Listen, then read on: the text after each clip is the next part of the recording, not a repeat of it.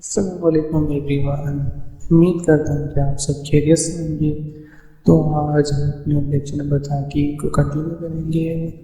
तो पिछले जो हमने वीडियो में पिछले लेक्चर के अंदर जो हमने कवर किया था वो अपना पर्सनल कंप्यूटर्स के बारे में कवर किया था। The types of the personal computers क्या होते हैं। और आज के लेक्चर में आप अपना कंप्यूटर की मेमोरी के बारे में बात करेंगे कि कंप्यूटर की मेमोरी क्या है, उसकी। तो चलिए फिर आज हम आपका लेक्चर स्टार्ट करते हैं। First of all, what is computer memory? Computer memory क्या होती है? Computer memory is the physical device used to store the data in the program, temporary or the permanent. Computer memory वो memory होती है जो physically exist करती है, physically device होती है जो कि कंप्यूटर के प्रोग्राम को या डेटा को टेम्पररी तौर पर या परमानेंट के लिए स्टोर करने के अंदर मदद करती है। उसको हम कंप्यूटर मेमोरी कहते हैं। Data plus programme. कंप्यूटर की जो मेमोरी है वो 2 से 3 के अंदर कैटेगरीज के अंदर डिवाइड होती है। इसके अंदर हम प्राइमरी मेमोरी होती है जिसको हम मेन मेमोरी और वर्किंग मेमोरी भी कहते हैं, जो कि सेकेंडरी डिवाइस होती है, जो दूसरी डिवाइसेस जो हम यूज़ करते हैं मेमोरी को स्टोर करने के लिए, उसको हम सेकेंडरी मेमोरी कहते हैं। थर्ड जो है हमारा वो आ जाता है कैशेस। तो आज हम इस वीडियोस के अंदर कवर करेंगे कि प्राइमरी मेमोरी के अंदर रैम रोम क्या है और सेकेंडरी मेमोरी के अंदर magnetic optical solid state devices क्या होती हैं। तो primary memory holds the data in the program that are currently being processed by the processor. Primary memory वो मेमोरी होती है जो डेटा को होल्ड करके रखती है, जो कि हमारी वर्किंग जो हो रही होती है, करंटली वर्किंग हम कर रहे होते हैं कंप्यूटर के ऊपर। उस प्राइमरी मेमोरी को स्टोर करने के लिए, उस करंट मेमोरी को स्टोर करने के लिए हम प्राइमरी मेमोरी यूज करते हैं। Secondary memory holds the data in the program that are not currently used by the processor. Secondary जो मेमोरी होती है वो उस डेटा को स्टोर करने के लिए हम यूज़ करते हैं जो हम करेंटली काम नहीं कर रहे हैं। Some data, some software and something we have to store, we will use secondary memory. And the third one is a caches. All the data in the program that are most frequently used by the processor. Caches memory वो memory होती है जो data किसी programme को हम जो चला रहे होते हैं, उसको चलाने के लिए हम जो बार बार यूज़ कर रहे होते हैं वो उस मेमोरी को सेव करता है। उस सेव करने के बाद उसको बार बार रन होने के अंदर मदद जो कर रहा होता है उसको हम कहते हैं कैशेस मेमोरी। जो कि हर सॉफ्टवेयर के लिए कैशेस होती है, अलग अलग होती है, जो कंप्यूटर के प्रोग्राम को रन होने के लिए मदद करता है।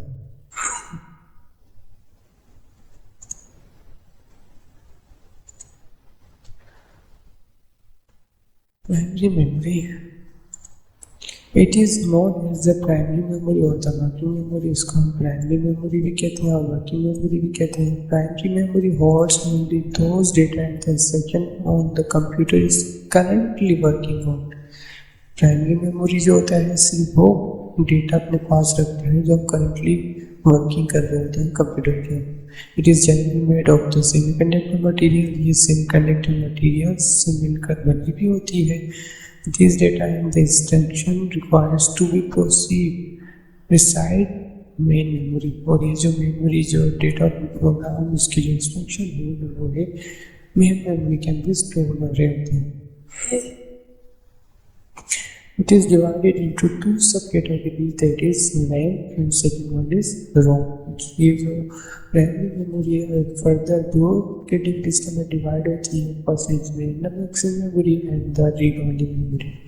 Faster than the secondary memory. Primary जो मेमोरी होती है वो एग्जीक्यूट के लिए फास्टर होती है as compare to the secondary memory. A computer can not run without the primary memory. जो कंप्यूटर जो होता है ना वो प्राइमरी मेमोरी के बगैर चल ही नहीं सकता। तो इसलिए primary memory is necessary for the computer to learn or to do something.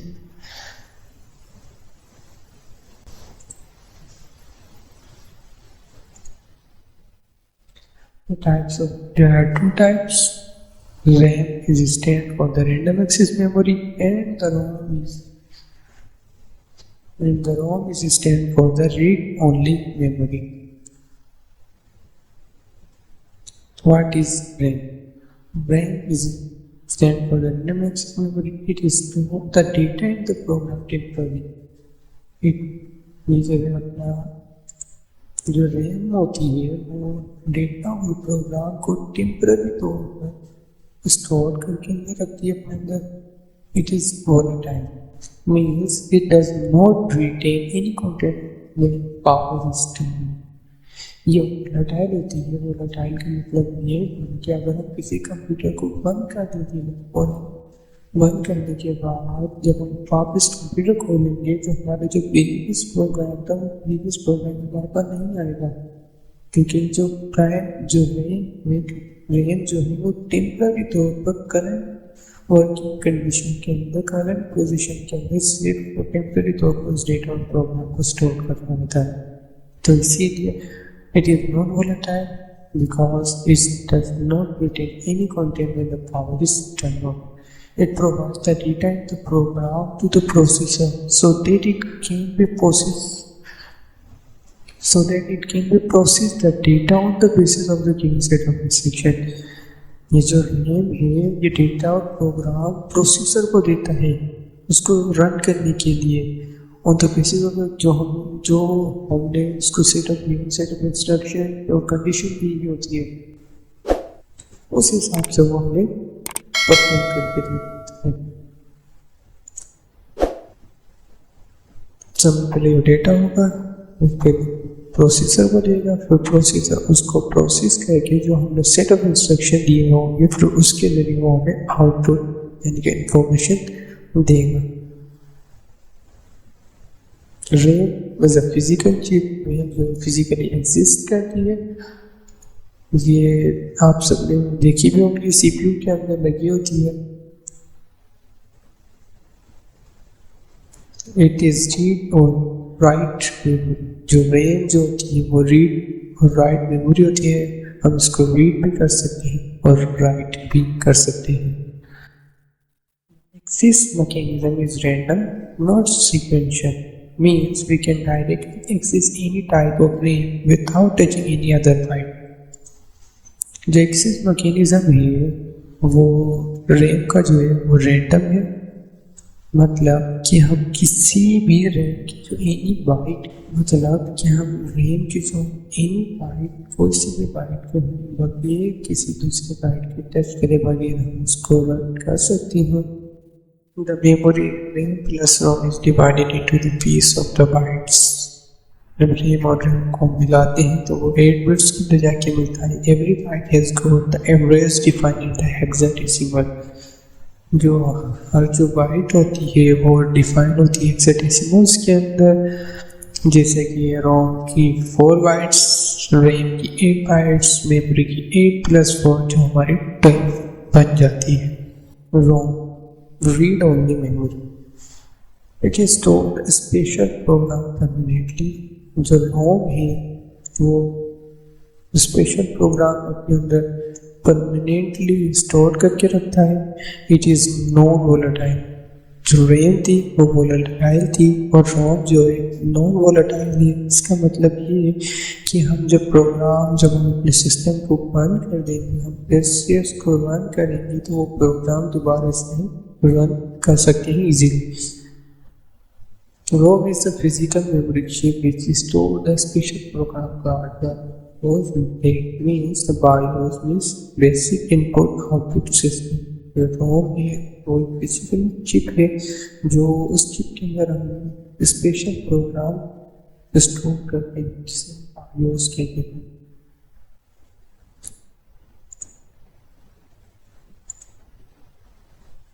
BIOS is required to start the computer. Whenever you turn or restart your computer, then that the first very program that start in our BIOS. That start is the BIOS story ना जो ये BIOS जो है वो computer को start करने के लिए लाजमी चाहिए होता है। जब हम अपने कंप्यूटर को स्टार्ट करते हैं या रीस्टार्ट करते हैं तो सबसे पहला प्रोग्राम चलता है वो हमारा BIOS है, जो कि RAM के अंदर रोम के अंदर स्टोर होता है। The job of the BIOS is to secure the post operating power self-test। जो BIOS का जो फंक्शन होता है वो पोस्ट ऑपरेशन कर रहा होता है, यानी कि वो जब स्टार्ट होता है तो वो पोस्ट भेजता है अपने प्रोसेसर को, कोई प्रोसेसर एक्सेस करता है BIOS को, then the computer will start.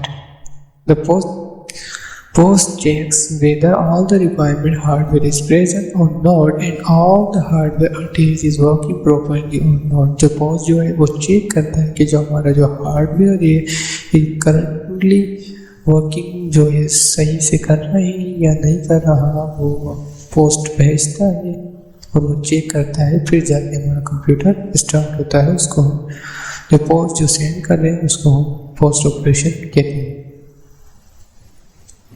The access mechanism is random. Access mechanism is random like the RAM। जो access mechanism जो ROM का है वो RAM की तरह बिल्कुल सेम है। ROM is a hardware chip, BIOS is a set of instruction यानी कि programme, ROM plus BIOS is a framework बनता है। ROM जो है सिर्फ only read only memory है, we can only read but we cannot easily change update the content। सिर्फ हम उसको रीड कर सकते हैं मगर हम राइट नहीं कर सकते, because that is a very special program, we can't easily change the program।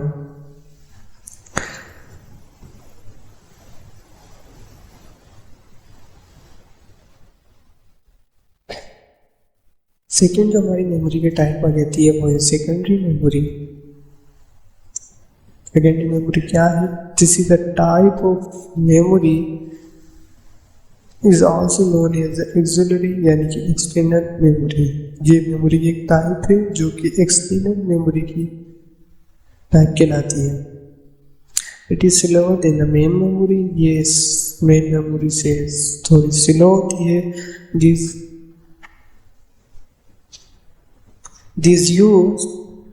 These are used for storing data information permanently। ये जो डिवाइसेस होती हैं हम अपने ये जो डिवाइसेस होती हैं हम अपने डेटा जो होता है like the video software and anything we have to use in a future we will use the secondary memory. हम अपने फ्यूचर के लिए अगर कोई चीज़ रखते हैं, अपने वीडियोस हो गए, डेटा हो गया, फोटो हो गया और something anything and some other things, we सब दूसरी चीज़ें जो हम सेव करना चाहते हैं फॉर द फ्यूचर यूज़ के लिए, हम उसके लिए हम सेकेंडरी मेमोरी यूज़ करते हैं।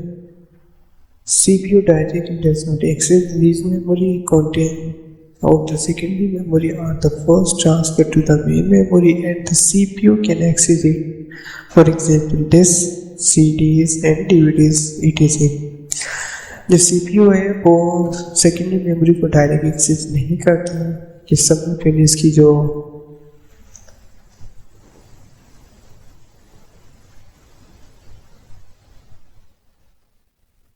Content of the secondary memory है वो समय पहले वो ट्रांसफ़र की जाती है CPU के अंदर। CPU उसको एक्सेस करता है, फिर जाके हमारे को शो करता है। डायरेक्टली सेकेंडरी मेमोरी को एक्सेस नहीं कर सकते। It is known as the backup memory. इसको हम बैकअप मेमोरी भी कहते हैं। It is non volatile memory. ये वोलेटाइल मेमोरी नहीं होता क्योंकि हम इसको इजीली दोबारा एक्सेस कर सकते हैं। कंप्यूटर की में run without secondary memory. Computer जो है सेकेंडरी मेमोरी के बगैर इजीली रन हो सकता है क्योंकि द कंप्यूटर को जो स्टार्ट होने के लिए जो चीज़ चाहिए वो रैम और रोम होती है। That is necessary for the computer to run. Slower than the primary memory. इस प्राइमरी मेमोरी से स्लो होती है।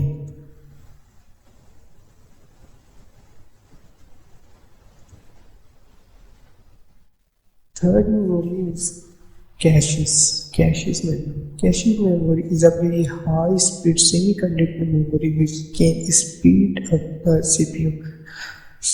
कैशेज जो होती है वो very high speed semiconductor memory होती है जो कि सीपीयू को रन करने के अंदर बहुत मदद करती है। It act as a buffer between the CPU and the memory. Main memory और सीपीयू के अंदर जो बफर्स जो आ रहे होते हैं उसको रिमूव करती है और कंप्यूटर को फास्ट स्पीड प्रोवाइड करती है, सॉफ्टवेयर को अच्छी स्पीड देता है ये। It is used to hold those parts of data in the program which are most frequently used by the computer.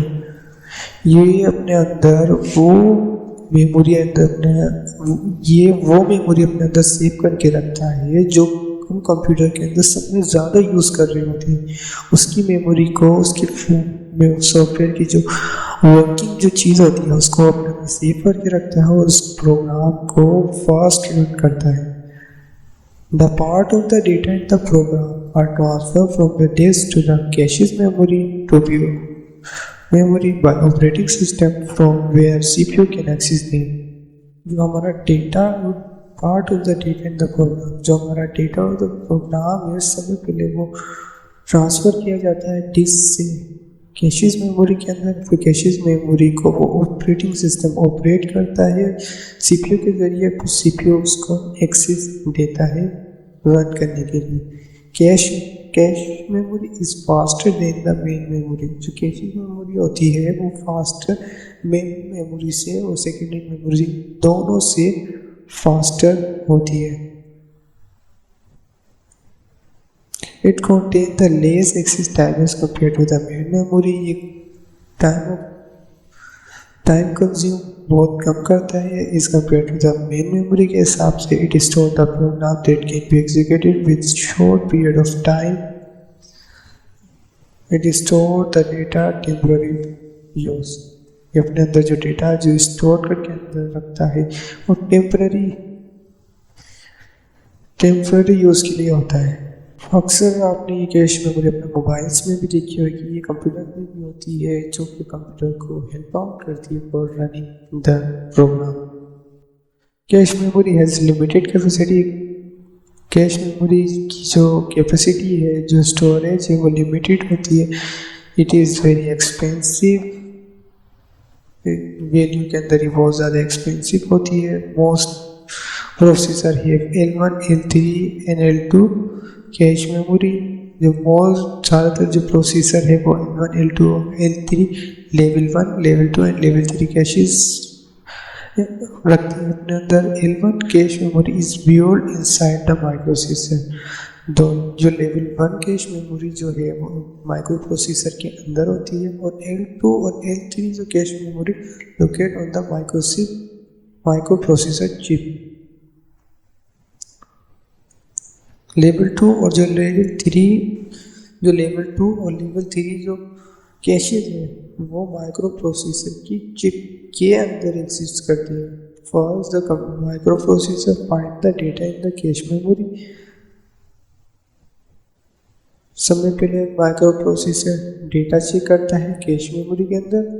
If the data is found, अगर वो डेटा मिल जाता है कैश मेमोरी के अंदर, it is called as hit, उसको हम hit कहते हैं। If the data not found in cache, if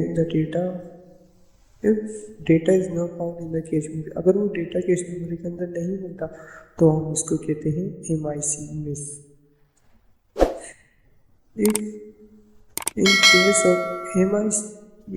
case of miss, microprocessor requires the data from the RAM. अगर मिस होता है कोई डेटा तो उसको माइक्रो प्रोसेसर रिक्वेस्ट भेजता है रैम के अंदर।